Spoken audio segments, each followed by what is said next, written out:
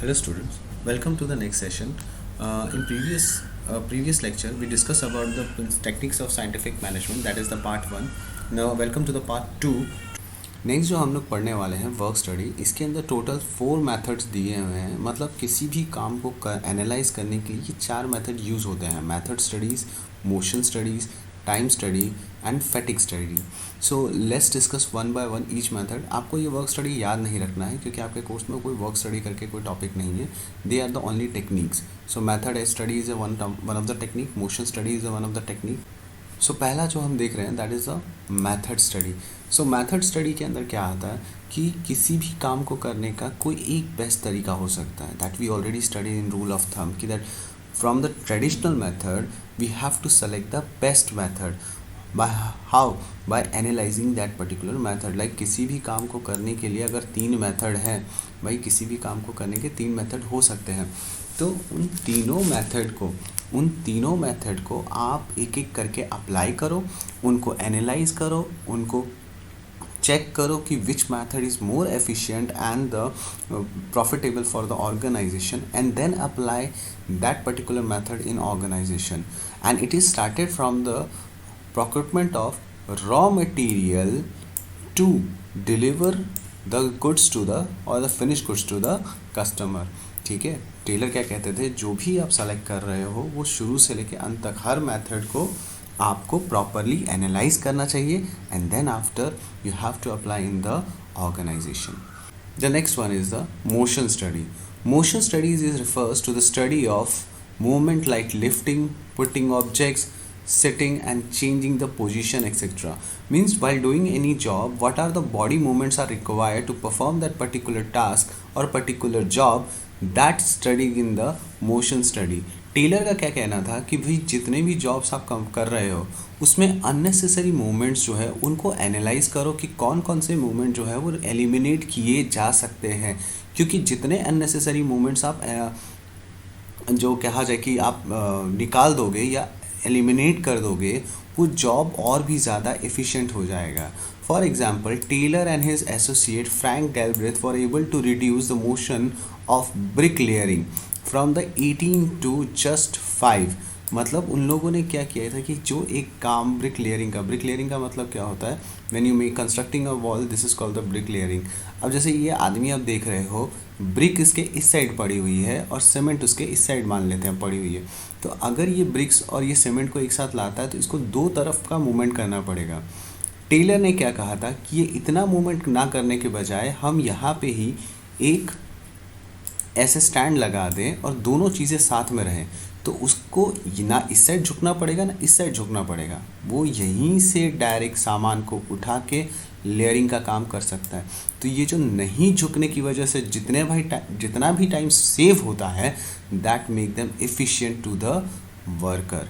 तो टेलर ने यही कहा कि जितने भी अननेसेसरी मूवमेंट्स हैं उनको निकाल के हम कितने कम मूवमेंट्स में ही हम अपना काम कर सकते हैं, उसी को हम लोग मोशन स्टडीज़ कहते हैं। तो ये बहुत इफेक्टिव मैनर था कि जैसे हम देखें कि किसी एक वॉल को बनाने के लिए जहाँ 18 लेबर्स की रिक्वायरमेंट थी, वही कितने में हो रहा है, 5 लेबर में हो रहा है। 5 लेबर में होने का मतलब क्या है कि आप नहीं भी तो 13 लेबर्स का कॉस्ट रिड्यूस कर रहे हो और उतना ही काम हो रहा है। तो ये क्या था, motion study. The next one is time study. What is the meaning of time study? It determines the standard time to taken to perform a well defined job. मतलब एक काम को करने के लिए क्या एक स्टैंडर्ड टाइम होना चाहिए, वो डिटरमाइन करना या वो फाइंड आउट करना, that is called the time study.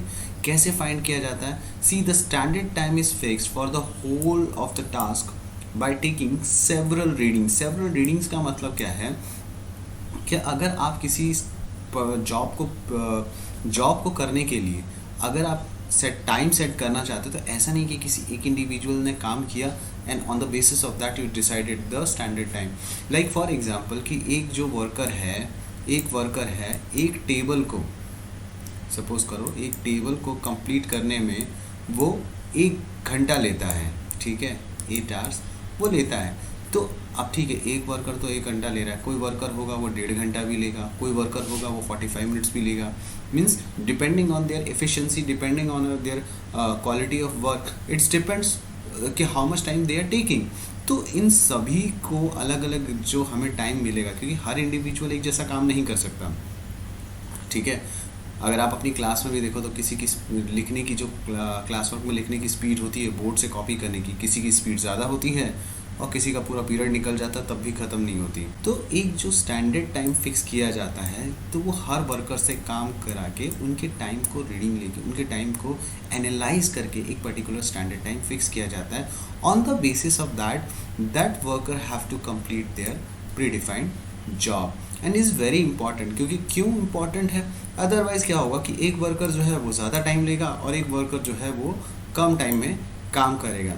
So we are not able to identify कि which worker is more efficient and which worker is not efficient. So the objective of time study is to determine the number of workers to be employed and frame suitable incentive schemes and determine the labor cost। तो क्यों हमें ये ज़रूरी है, ताकि हम क्या है कि किसी भी जॉब को कंप्लीट करने के लिए हमें कितने नंबर ऑफ़ वर्कर्स चाहिए, प्लस उनका इंसेंटिव स्कीम या जो हम डिफरेंशियल पीस वेज सिस्टम जो हम पढ़ेंगे आगे वो कैसे डिसाइड करें। क्योंकि अगर स्टैंडर्ड टाइम नहीं होगा तो आप उनको इंसेंटिव किस बेसिस पे प्रोवाइड करोगे। How can you identify this worker is efficient, this worker is not efficient.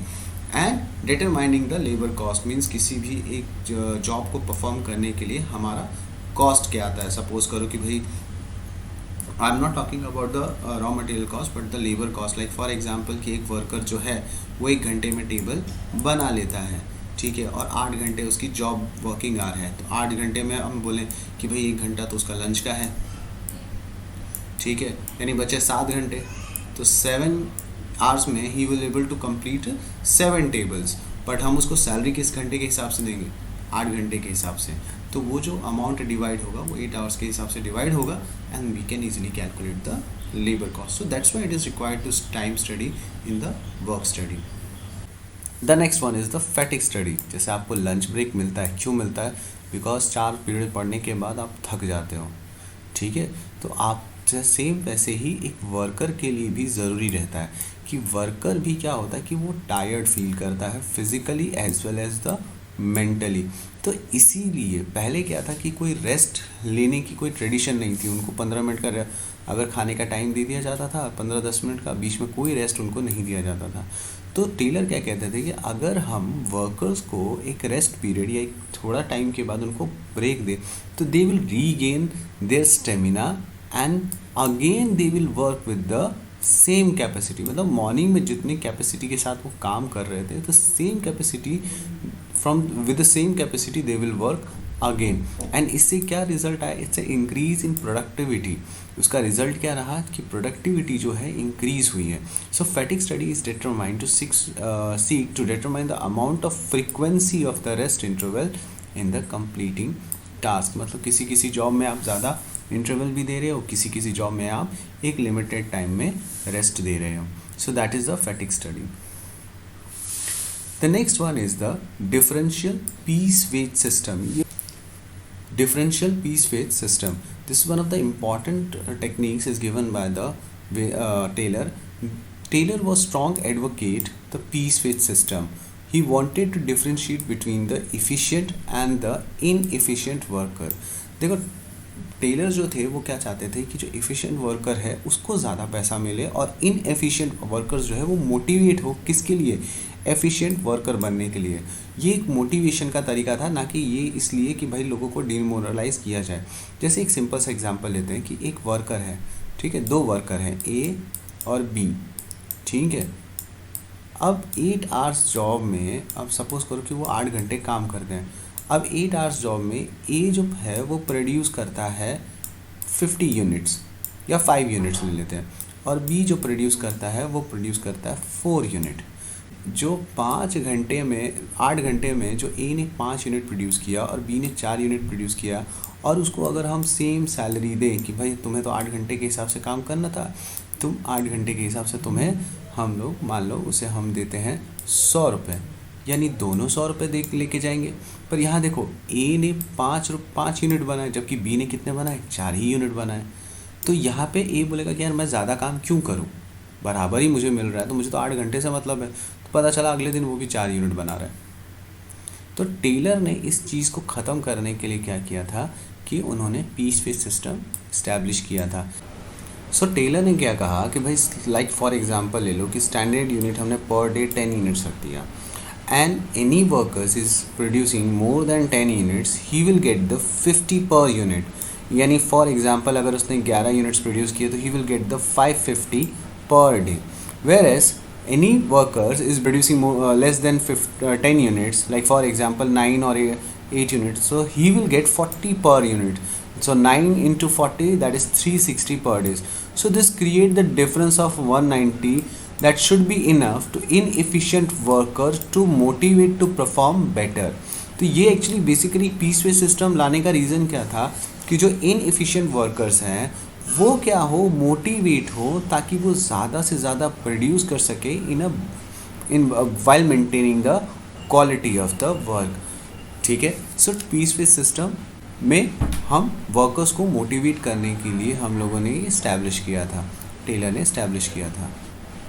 The next one is the mental revolution. This is not a technique of scientific management, but yes, this is the we can say this is one of the concept which is given by the F.W. Taylor.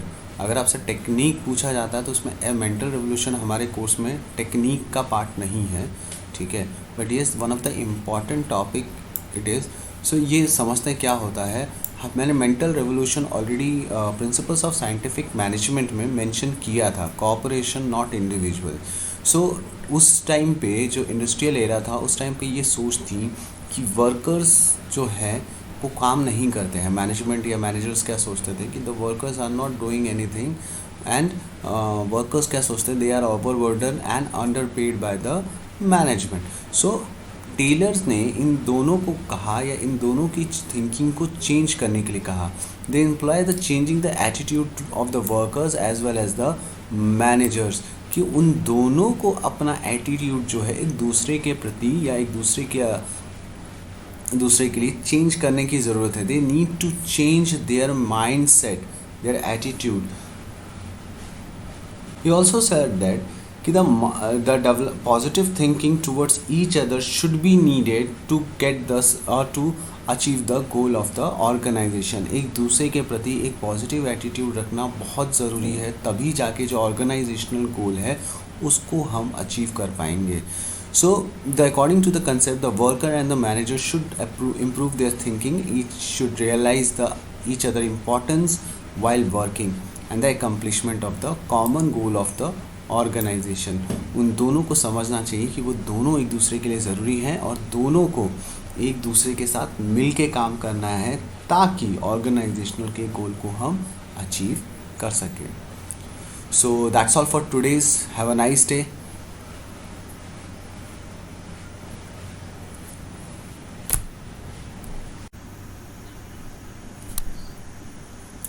The next one is the mental revolution that I already mentioned in the harmony not discord. So in the principles of scientific management. So what is the meaning of mental revolution? See, at that time the workers are thinking कि they are overburdened with the work and they are underpaid. And what the managements are thinking? They are thinking कि भाई workers तो काम करते नहीं हैं, they are sitting idle, उनको कोई मतलब नहीं है। तो इसलिए क्या था कि ये दोनों का माइंडसेट दोनों के अगेंस्ट था, मतलब एक दूसरे के अगेंस्ट थे वो। तो टेलर ने क्या कहा कि इन दोनों के माइंडसेट को, दोनों को अपने माइंडसेट को चेंज करने की ज़रूरत है। मैनेजमेंट को वर्कर्स का ध्यान रखना चाहिए एंड वर्कर्स को मैनेजमेंट के साथ कोऑपरेटिव होना चाहिए। तो ये जो चेंज ऑफ कंसेप्ट है या माइंडसेट जो चेंजिंग हुआ, या जो कहा जाए कि changing the attitude of the workers and the managers, that is called the mental revolution. See, this is very important for the organizational goal for long run purpose. देखो, अगर किसी भी ऑर्गेनाइजेशन को ज़्यादा दिन टिकना है या ज़्यादा दिन काम करना है तो उन दोनों को एक दूसरे की नीड समझनी चाहिए। एक वर्कर जो है they require to give their best to the organisation, तो उससे क्या होगा, the profit will be increase. And management का काम क्या है कि अगर प्रॉफिट इंक्रीज होता है तो they should share that profit with the worker. ठीक है, वरना पहले क्या होता था कि वर्कर्स के साथ प्रॉफिट शेयर नहीं किया, उनको सैलरी दे दी, लेबर्स चार्जेस दे दिए, ख़त्म। लेकिन टेलर ने कहा कि अगर मैनेजमेंट को वर्कर्स की because the workers are giving their best and due to that optimum utilisation of resources and the profit and due to that if the workers are giving the best and management is getting maximum profit or the profit is increasing, they should need to share their profit with the workers, so that this will motivate the worker to work more efficiently and effectively in future. So ये जो mindset change करने का जो Taylor ने कहा या जो mindset change किया, that is called the mental revolution. So I hope you will understand the techniques of scientific management. Thank you and have a nice day.